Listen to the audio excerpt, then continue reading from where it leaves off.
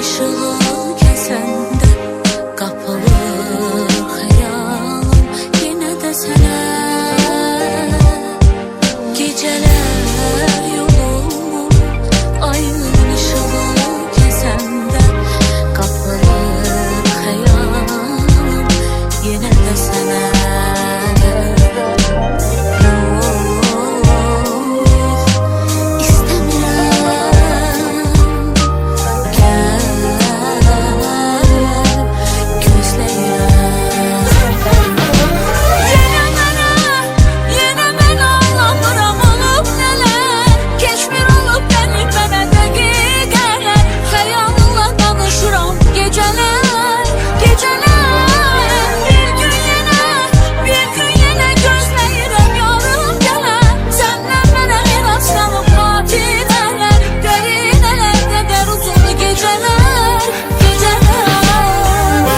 Bu qədər qüssə, kədər, qəm, heç özüm bilmirəm hara gedəcəm. Bu dərdi insanla bölə bilmərəm, Allahla bölməyə ora gedəcəm.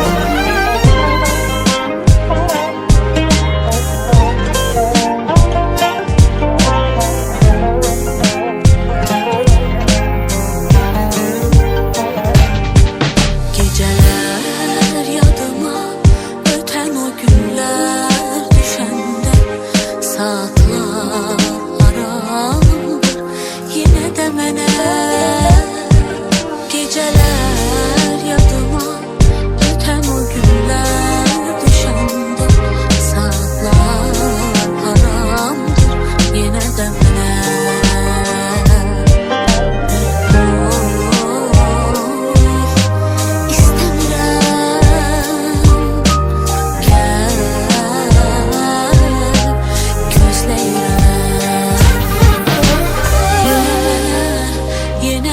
Anlamıram onu neler, geçmir olup benim mənə dəqiqələr, xəyalınla danışıram geceler.